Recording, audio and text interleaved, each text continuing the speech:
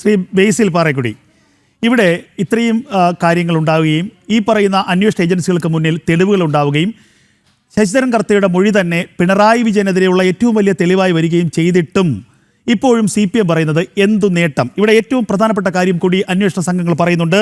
തോട്ടപ്പള്ളി സ്പിൽവേയിലെ മണ്ണ് മാറ്റുമ്പോൾ, കരിമണൽ മാറ്റാൻ സമയത്ത് കേന്ദ്രത്തിൻ്റെ അനുമതിയില്ലാതെ ഒരു ഖനയടിക്ക് 30,000-ലധികം രൂപ ഉണ്ടായിരിക്കെ വെറും 464 രൂപയ്ക്കാണ് KMML കരാർ നൽകിയത്. യഥാർത്ഥത്തിൽ KMML എന്നത് ഒരു മറ മാത്രമായിരുന്നു. അവിടെ KMML മറവിൽ ഈ കരിമണലിൻ്റെ ബഹുഭൂരിപക്ഷവും പോയത് CMRലേക്കാണ് എന്നുള്ളതാണ് അന്വേഷണ സംഘം കണ്ടെത്തിയത്.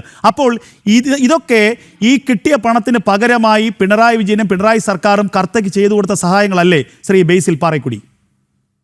അതായത് CMRൽ ഈ പറയുന്ന ഈ വിഷയവുമായി ബന്ധപ്പെട്ട് നമുക്ക് എല്ലാവർക്കും അറിയാവുന്നതുപോലെ ചെയ്യാത്ത സേവനത്തിന് നമുക്ക് എല്ലാവർക്കും അറിയാം. നമ്മൾ വെറുതെ ഈ പറയുന്ന പോലെ ഒരു ദാനം കൊടുക്കുക, ആരും ഈ പറയുന്ന പോലെ ആരും ആർക്കും ഒരു സാധനവും വെറുതെ കൊടുക്കാൻ പാകത്തിന്, ദാനം കൊടുക്കാൻ പാകത്തിന് ഈ പറയുന്ന കമ്മ്യൂണിസ്റ്റ് പാർട്ടി ഓഫ് ഇന്ത്യ, മാർക്സിസ്റ്റിന്റെ എന്താ പറയുക, അവര് ഈ പറയുന്ന പിച്ചെടുക്കാൻ പോയതൊന്നും അല്ലല്ലോ. അല്ലെങ്കിൽ ഈ പിണറായി വിജയൻ പിച്ചെടുക്കാൻ പോയി കഴിഞ്ഞപ്പോ നമ്മൾ പല ആരാധനാലയങ്ങൾക്ക് മുമ്പിൽ കാണുന്നല്ലോ, ഈ പറയുന്ന പോലെ എന്തെങ്കിലും യാചിക്കാൻ വേണ്ടിയിട്ടല്ലേ അപേക്ഷിക്കാൻ പോയപ്പോ കൊടുത്ത പണമല്ല ഇത്.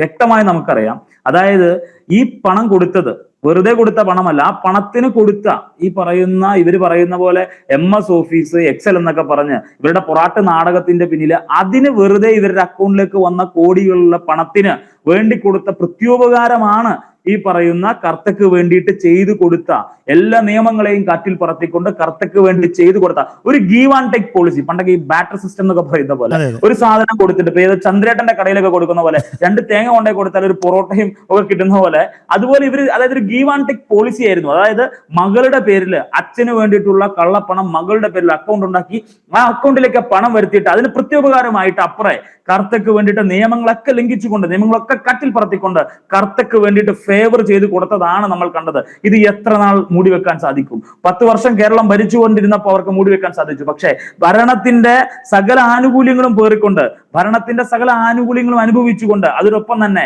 എന്ത് പറയുക, എല്ലാ കാലത്തും ഓൾ ടൈം എല്ലാ കാലത്തും അവരുടെ കൈകളിൽ ഭരണം സുരക്ഷിതമായിരിക്കുകയില്ല. അതുകൊണ്ട് തന്നെ ഭരണം മാറിക്കഴിഞ്ഞപ്പോൾ തന്നെ നമുക്ക് എല്ലാവർക്കും അറിയാം, ഒരു വിട്ടുവീഴ്ചക്കും ഐക്യജനാധിപത്യ മുന്നണി ഉൾപ്പെടെ ED വന്നപ്പോൾ ഉൾപ്പെടെ ഒരു വിട്ടുവീഴ്ചക്കും ഞങ്ങളും തയ്യാറല്ല. ആരൊക്കെ അഴിമതി ചെയ്തിട്ടുണ്ടോ, അത് രാഷ്ട്രീയത്തിനപ്പുറത്തേക്ക് ആരൊക്കെ അഴിമതി ചെയ്തിട്ടുണ്ടോ അവരെ എല്ലാവരെയും നിയമത്തിന്റെ മുമ്പിൽ കൊണ്ടുവരിക തന്നെ ചെയ്യും. അക്കാര്യത്തിൽ 100%, അക്കാര്യത്തിൽ ആരുടെയും ഒരു ഫേവറബിൾ സിറ്റുവേഷൻ നോക്കാതെ, അക്കാര്യത്തിൽ ഒരു സംശയവുമില്ലാതെ, ഒരു സംശയങ്ങൾക്കും ഇട കൊടുക്കാതെ 100% ഐക്യജനാധിപത്യ മുന്നണിയും UDF സർക്കാരും നിയമ സംവിധാനങ്ങൾക്കൊപ്പം നിൽക്കുക തന്നെ ചെയ്യും. ഇവിടെ ബേസിൽ ഇത്തരത്തിലുള്ള ഒരു ആരോപണം തന്നെയാണ് ഇടതുപക്ഷം കുറച്ചു കാലം കൊണ്ട് ഉന്നയിക്കുന്നത്. അതായത് മുഖ്യമന്ത്രിയായ ശേഷം VD സതീശൻ ഡൽഹിയിലേക്ക് എത്തുന്നു, അവിടെ എത്തിയ ശേഷം പ്രധാനമന്ത്രിയെ കാണുകയോ കാണാതിരിക്കുകയോ ചെയ്യുന്നു. അതിനുശേഷം തിരികെ എത്തിയ ഉടനെ വീണ വിജയനെതിരെയുള്ള EDയുടെ അന്വേഷണം ആരംഭിക്കുന്ന, റെയ്ഡ് നടക്കുന്നു. അപ്പോൾ ഇവിടെ CPM ഒരു ഹാൻഡിലുകൾ സൈബർ സഖാക്കൾ പറയുന്നത് ഇവിടെ മുഖ്യമന്ത്രി VD സതീശൻ ചെന്ന് പ്രധാനമന്ത്രിയെ കണ്ട് നിർബന്ധപൂർവം ഇവിടെ ED റെയ്ഡ് നടത്തിയതെന്നാണ്.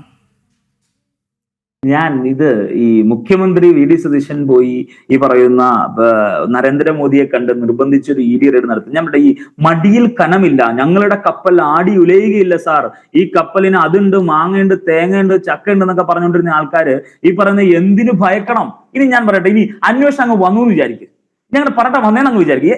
അന്വേഷണം മടിയിൽ കനമില്ല എന്ന് നാഴിക്ക് 40 വട്ടവും ആരണ്ട് പറയുന്ന പോലെ ആന്റിബയോട്ടിക് 1 വീതം 3 നേരം എടുക്കുന്ന പോലെ സകല സൈബർ സഖാക്കളും പറഞ്ഞുകൊണ്ടിരിക്കുമ്പോ ED അന്വേഷണത്തിന് വന്നപ്പോ എന്തൊക്കെ പൊറാട്ട് നാടകമാണ് കേരളത്തിലെ ആളുകൾ കണ്ടത്. നമ്മൾ എല്ലാവരും കണ്ടില്ല. EDയുടെ വാഹനം ഉൾപ്പെടെ തല്ലിപ്പൊളിച്ചുകൊണ്ട് അഭ്യാസമല്ലേ കാണിച്ചു കൂട്ടിയത്. ഇനിയിപ്പോ സാക്ഷാൽ പിണറായി വിജയനെ ചോദ്യം ചെയ്യുമ്പോൾ ഇതിന്റെ അപ്പുറത്തെ ഒരു അഭ്യാസം കാണിച്ചു. അപ്പൊ ഒരു നിയമ സംവിധാനത്തോട് ഒരു രാജ്യത്തെ, ഒരു സംസ്ഥാനത്ത് ജീവിക്കുന്ന ഒരു മനുഷ്യൻ, ആ മനുഷ്യൻ ഒരു നിയമ സംവിധാനത്തോട് അദ്ദേഹത്തിന് പ്രതിബദ്ധതയുണ്ട് എങ്കിൽ അദ്ദേഹം ചെയ്യേണ്ടത് എന്താ? സ്വാഭാവികമായും അന്വേഷണങ്ങൾ വരും. നമുക്ക് എല്ലാവർക്കും അറിയാം, കോൺഗ്രസിന്റെ ഒക്കെ നേതാക്കൾക്കെതിരെ ഇതിനു മുമ്പൊക്കെ അന്വേഷണങ്ങൾ പലതും വന്നിട്ട് ഈ അന്വേഷണവുമായിട്ട് സഹകരിക്കണം. അന്വേഷണത്തിന് വന്നിരുന്ന EDയുടെ വണ്ടിയും തല്ലി പൊളിച്ചിട്ട് പുറത്തിറങ്ങി കൈ ചുരുട്ടി നിന്നുകൊണ്ട് ലാൽ സലാം സഖാക്കളെ എന്ന് പറയുന്നതല്ല ധീരത. പണ്ട് 4 5 വടിവാളിന്റെയും അതിന്റെ ഇതിലേക്ക് ഇടയ്ക്കിടെ കടന്നു പോയിട്ടുണ്ട് എന്ന് പഴംപുരാണം പറയുന്നതിലല്ല ധീരത ഇരിക്കുന്നത്. ഒരു അന്വേഷണം വരുമ്പോൾ ആ അന്വേഷണത്തെ നേരിടാനുള്ള കപ്പാസിറ്റി കാണിക്കണം, ആ അന്വേഷണത്തെ നേരിടാനുള്ള കാലിബർ കാണിക്കണം. അതിലാണ് ശരിക്കും പറഞ്ഞാൽ കപ്പാസിറ്റി ഇരിക്കുന്ന, കാലിബർ ഇരിക്കുന്ന, ഒരു ലീഡർഷിപ്പ് ഇരിക്കുന്ന. ഇതൊന്നുമില്ലാതെ മടിയിൽ കനം മാത്രമല്ല, മകളുടെ പേരിൽ അക്കൗണ്ടിൽ കോടിക്കണക്കിന് പൈസ മേടിച്ചിരിക്കുമ്പോൾ ഇങ്ങനെയൊക്കെ വർത്താനം പറയാനേ പറ്റുള്ളൂ. അന്വേഷണത്തെ നേരിടാൻ പഠിക്കണം. അതിനുള്ള കപ്പാസിറ്റി അവർക്ക് ഇല്ല. തൽക്കാലം അവർക്ക് എന്തില്ല? അവർക്ക് ഈ പറയുന്ന പോലെ പാവപ്പെട്ട ഈ SFIയുടെയും DYFIയുടെ ഒക്കെ ഈ പറയുന്ന പാവപ്പെട്ട പിള്ളേരെ കൊണ്ടുവന്ന് സമരം കാണിച്ച് ആ പാവങ്ങളുടെ പേരിൽ കേസും വരുത്തി ആ പാവങ്ങളെ പോയി ജയിലിലിടുന്ന അവസ്ഥയല്ലേ നമ്മൾ കണ്ടുകൊണ്ടിരിക്കുന്നത്. അപ്പൊ അങ്ങനെ ഇവരൊക്കെ സുഖവാന്മാരായിട്ട് ഇവരൊക്കെ വീടുകളിൽ ശീതീകരിച്ച മുറികളിൽ കയറി ഇരിക്കുക. ആ പാവം SFIയുടെ പിള്ളേരും ആ പാവം DYFIയുടെ പിള്ളേരൊക്കെ തല്ലും കൊണ്ട് ആ പിള്ളേരെ ജയിലിൽ കൊണ്ടിടുക. ഒന്ന് ആലോചിച്ച് നോക്കി. അപ്പോഴും വീണാ വിജയനും ഈ പറയുന്ന മുൻ പ്രതിപക്ഷ നേതാവ് പിണറായി വിജയനും എന്തെങ്കിലും സംഭവിച്ചോ? ഒന്നും സംഭവിച്ചില്ല. അവിടെ ഷോ ഓഫ് നടത്തിയ റഹീമിനും ഈ പറയുന്ന ബിനീഷ് കോടിയേരിക്കും എന്തെങ്കിലും സംഭവിച്ചോ? ഒന്നും സംഭവിച്ചില്ല. അപ്പൊ പാവപ്പെട്ട SFIക്കാരെയും DYFIക്കാരെയും തല്ലാൻ വേണ്ടിയിട്ട് ഇട്ടുകൊടുക്കുന്ന ഉപകരണങ്ങളായിട്ട് മാറിക്കഴിഞ്ഞു എന്ന ഇന്നത്തെ SFIയുടെയും DYFIയുടെയും പ്രവർത്തകർ മനസ്സിലാക്കിയാൽ അവർക്ക് കൊള്ളാം.